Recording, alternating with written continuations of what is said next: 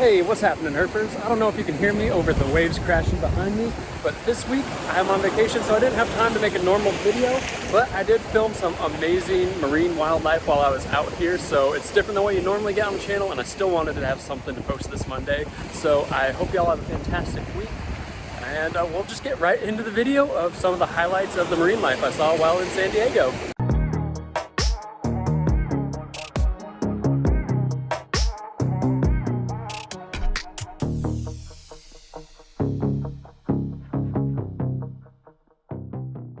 So jumping right into the action, we are on our way kayaking to the sea caves. Those were those holes that you saw back in the cliff face. And we're not that far out. You can see a boat that's way further out than we are there on the horizon. But the plan for today is to kayak over to those openings in the cliff. And we've got our snorkel gear clipped into our life vest. So once we get over there, we're gonna anchor and jump into the water to go snorkeling and see what we can find inside of the sea caves. We decided that this would be the perfect honeymoon adventure for us because just around the bend on the other side of this cove, we got married on La Jolla Beach last Saturday. So we figured what better way to commemorate and celebrate the occasion than getting in the water and checking out some of the local wildlife. Once we made it over to the cliffs, we finally hopped in the water and tried not to think about the giant tons of rock hanging above our heads that we just hoped wouldn't crush us, which was easy enough to do when we stuck our heads underwater and saw that we were already surrounded by Garibaldi or Catalina goldfish. Garibaldi are the state fish of California. We were warned that while they are harmless, that if we got too close to any of their nesting sites, they might try to charge us a little bit, so we mostly gave them their space, but I got a couple good close-up shots. But on my way to go get a close-up of that Garibaldi, I got distracted by something way cooler. This guy right here, I think that is a vermilion rockfish. I couldn't really tell, it was hard to see, and I was running out of breath. Oh, there's the Garibaldi, and I am out of air, so up to the surface I go.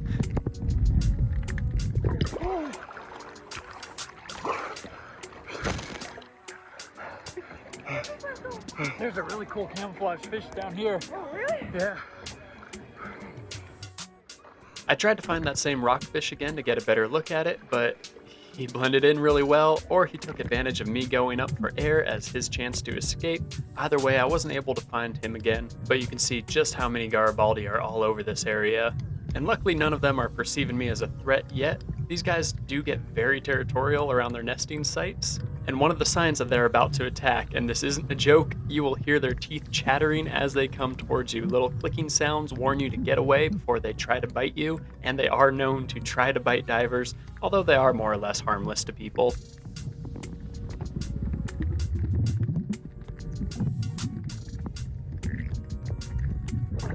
So here we are approaching the entrance to one of the caves. I'll duck under the water and you can see there are still plenty of fish around this area. We were told that sometimes leopard sharks can be found inside the shade of these caves, so we're gonna go check it out and see if we can find any sharks in there.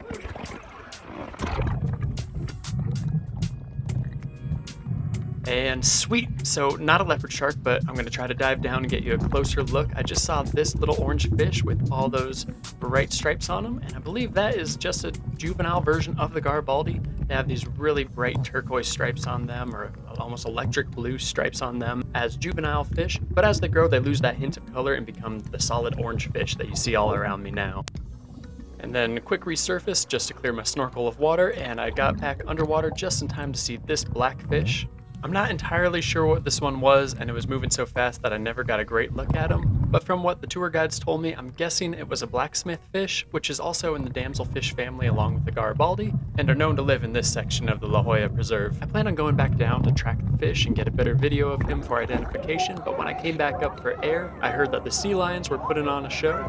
It's kind of hard to see right now because of all the kayakers in the way, but you can hear them barking. And later when we got back in our kayak and I didn't need to worry about getting hit in the head with an oar, we did paddle over to get a better look at the sea lions. And a fun fact that I learned while on this trip is that while you can find seals and sea lions in the waters around San Diego, one of the easiest ways to tell the difference between the two species to the untrained eye is if they're out basking on rocks, you know you were looking at a sea lion. So these were in fact sea lions, and the reason that you know it's a sea lion if you see them out basking on rocks almost like lizards is that seals don't have a way to comfortably pull themselves up on land, so you'll never find them basking on purpose. You want to swim the rest of the way through?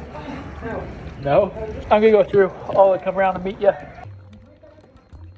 So after hearing the sea lions bark for a while, we went back over to the caves to check them out. This was one cave in particular we were told was a lot of fun to go through because if you got the timing just right, you can get a wave to push you right through the opening, just like that. And it honestly doesn't look that fast on film, but I gotta say, it felt like I was being shot out of that cave like a torpedo. And apparently it looked like enough fun that Anita changed her mind and she decided to go back through the cave after I went through. Are you doing it?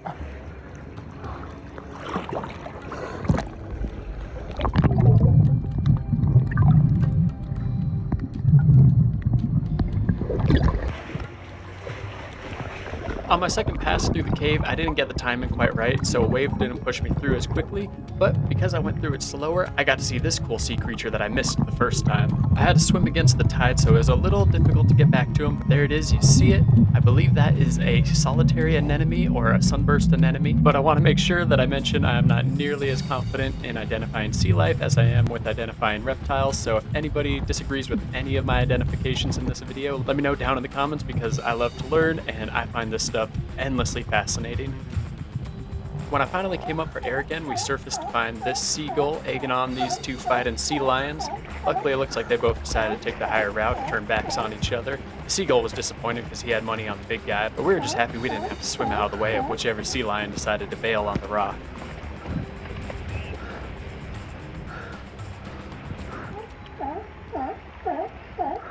While admiring the sea lions and the about 3 to 4 month old pups that you can kind of see on the edge of that rock, we drifted closer to the entrance of one of the more advanced caves, and the tour guide asked if we wanted to check it out with them. Okay, you gotta follow me. All right. Once we finally made it into the cave, we were not disappointed. Part of the cave that we were going to swim into, we stopped just short of going into because we realized there were 2 sea lions hanging out inside of that section of the cave already. So we just swam around in one of the larger chambers of the cave and took in the beautiful green water. And that's when one of the 4-month-old sea lion pups jumped in the water and swam right by us.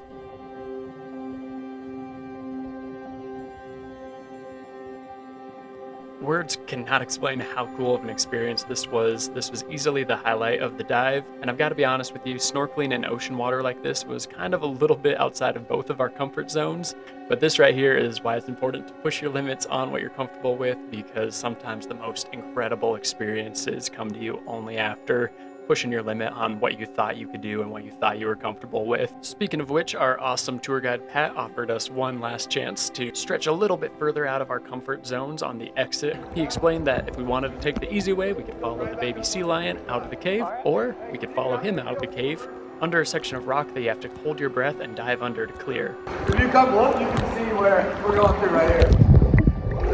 All right, I see it. You see it? I think so. You go out that way unless you want to dive down with us. You want to try it? Come on over. Come on over. So if you look down, this is where we're going. You got it? All right, sounds good. Yeah. Why? You gonna walk? My wife decided she had had enough of pushing her limits for the day, but I wasn't about to go take the baby sea lion route, so I gulped some air and got ready to follow Pat out of the underwater cave.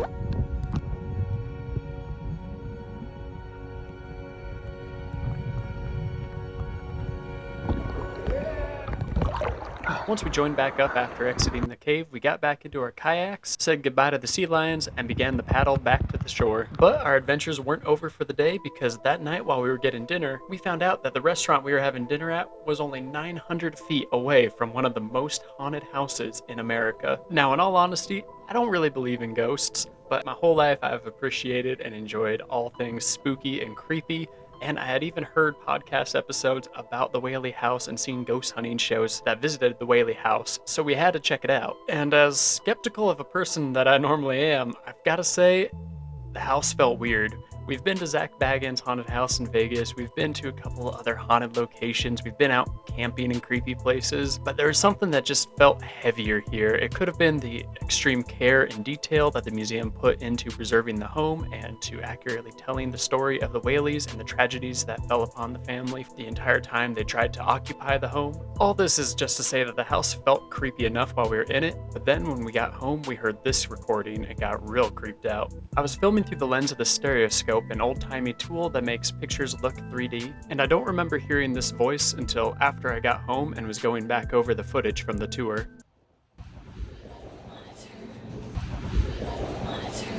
And if hearing a disembodied voice say my turn wasn't creepy enough, we have no memory of hearing these screams while we were actually in this room.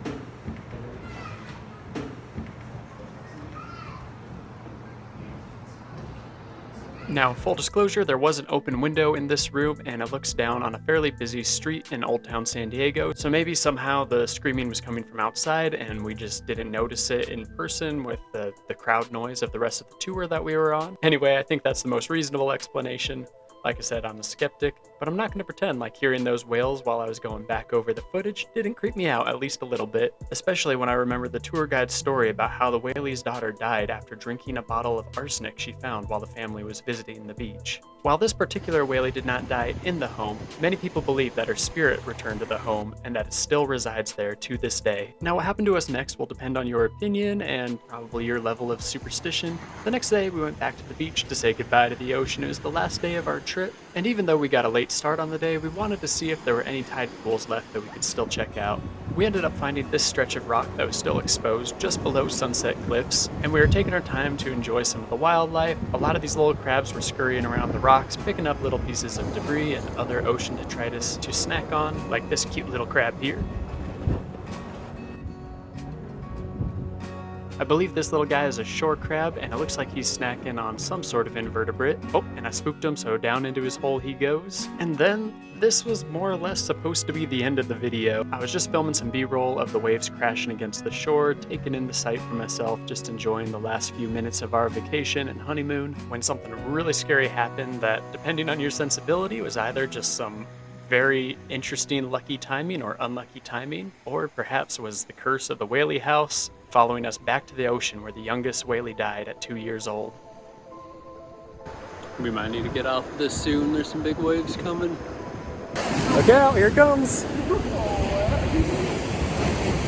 All right, well, the water's coming up, so that means it must be time for me to get off of this little piece of rock that I'm sure will be underwater very shortly. I hope you enjoyed this week's different video, and I will be back next Monday with a normal upload again. Thank you so much for watching. I hope you have a fantastic week. I hope a giant wave doesn't wash you off the rock you're standing on, but most of all, I hope that you keep herping.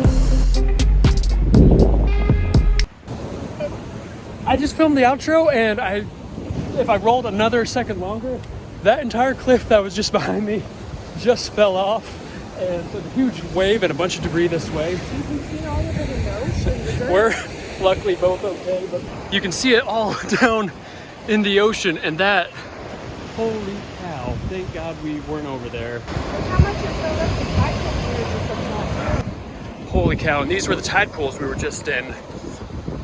Oh my God. That'll keep us awake for the rest of the ride back home.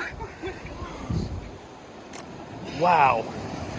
You know, there was a little cove right over there, and I was thinking how nice it would be to swim over and sit there. Holy shit. We'd be dead.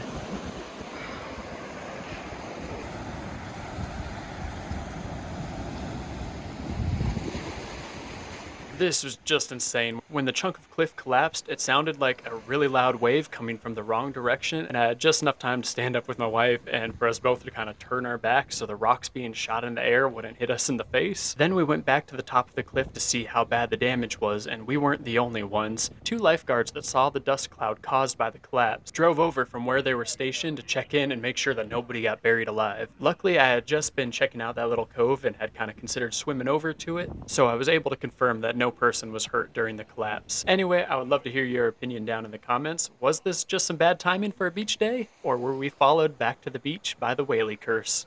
So hoping that a wave doesn't wash you off a rock. I hope that a giant cliff doesn't fall on you, and that you have a keep weak, and that you're great herping. That you have a great week and keep herping. Holy cow. See you guys later.